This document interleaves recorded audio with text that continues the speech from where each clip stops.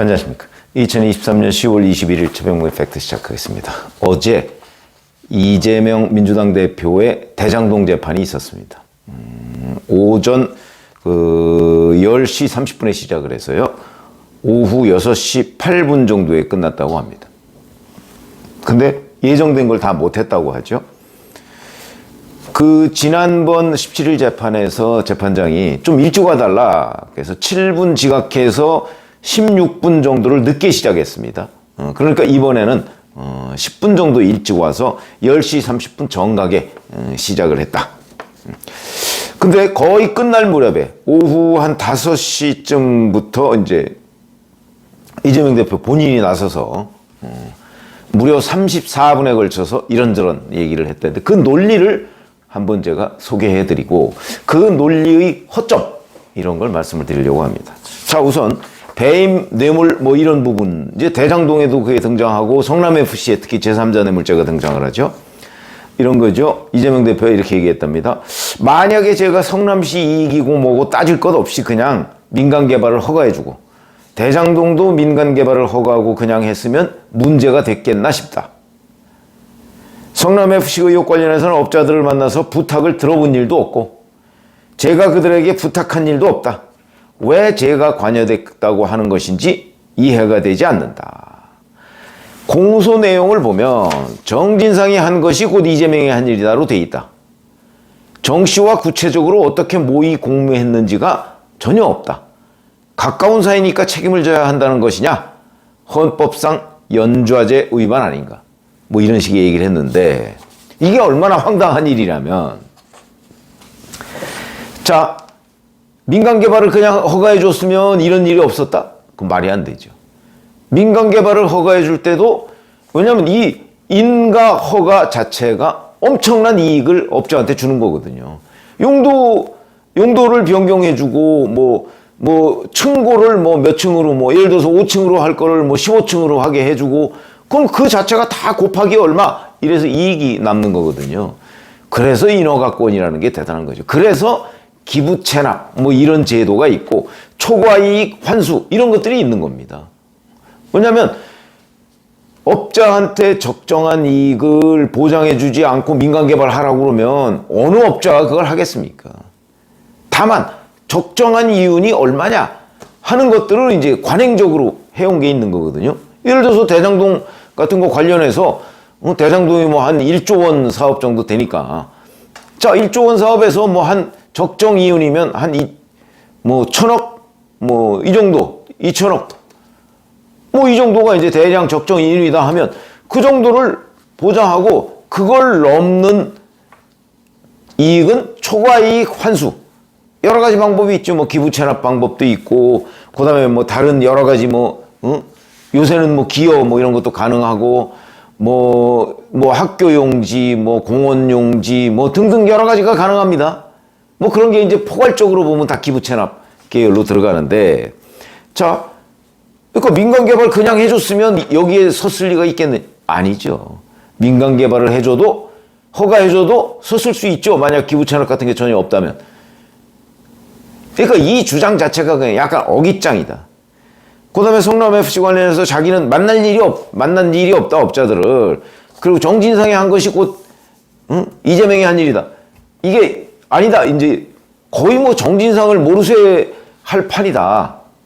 이렇게 얘기가 되는데, 정진상이라는 사람이 성남시에서 개선 조직, 우리가 흔히 라인, 스태프, 이렇게 구분을 할 때, 뭐 예를 들어서 과장, 국장, 실장, 시장. 여기에 있는 사람이 아닙니다. 정진상은. 정책보좌관입니다. 시장의 정책보좌관.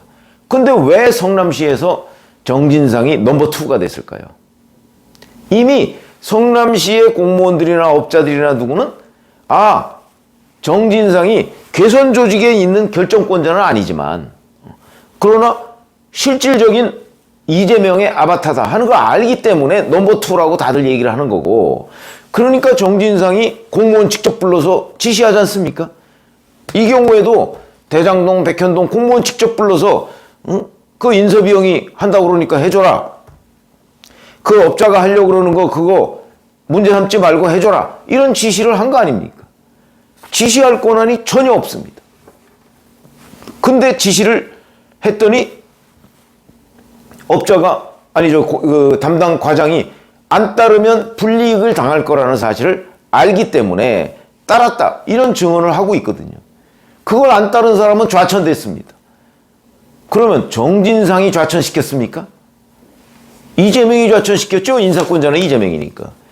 그러니까 이 논리적 구성은 정진상이 성남시의 일에 관한 한 적어도 정진상이 한 일은 다 이재명이 한 일이다. 이렇게 얘기하고도 남을 증거들이 수두룩합니다. 그런데 이제 오니까 정진상이 한 게 곧 이재명이 한 일이다. 이게 말이 되냐?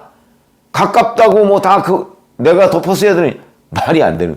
최종 결재권자가 이재명인데 그러면 정진상이 다 뭐 돈도 받고 뭐 성남FC 같은 경우 성남FC도 잘 보시면 정진상이 다 나서서 뭐 네이버하고 내고도 하고 뭐 딴 데하고도 다 해서 그 네이버에 그 문건이 발견됐습니다. 정진상과 만나서 이런 거 합의했다. 물론 시장한테 결제가 올라갈 때 이렇게 네이버에 대해서 허가를 해줍시다 라고 얘기하는 뒤에 대신 뒷돈 성남FC에 뒷돈 얼마 30억 받기로 했습니다. 그런 걸 공문에 쓰진 않겠죠. 그러나 만약에 뒷돈 없이 그대로 정진상이 네이버한테 그냥 특혜를 주기로 한 거를 사인해 주십시오 시장한테 올라가면 이재명 성남시장이 사인했을까요? 우리 손바닥으로 하늘을 가리는 얘기죠. 그 배경을 다 보고받고 뒷돈까지 다 보고받았기 때문에 거기다가 사인을 한 것이지. 근데 지금 와서 아니 정진상이 한 일은 다 내가 한 일이냐 덮어씌우지 말라 왜곡하지 말라 이렇게 얘기하는 것 자체가 터무니없는 얘기다. 그러니까 이렇게 돼 있습니다. 여하튼 주장을. 그러니까 앞으로 아마 이 주장이 좀 더 발전하면 정진상을 모르쇠 할 판이다. 이런 얘기가 되는 거죠. 코미디 같은 일이 벌어진다. 그 다음에 대선 자금을 위해서 유착했다는 검찰 주장에 대해서는 또 이렇게 얘기했습니다.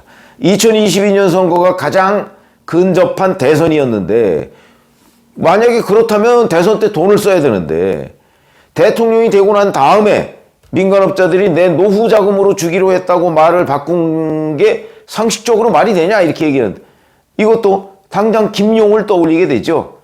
김용이 경선 자금으로 땡기지 않았습니까? 경선 자금으로 땡겼습니다. 그리고 대선 자금으로 또 얼마나 김만배나 뭐 이 대장동 업자들이 도와줬는지 그건 사실은 수사를 더 해야 되는 거죠.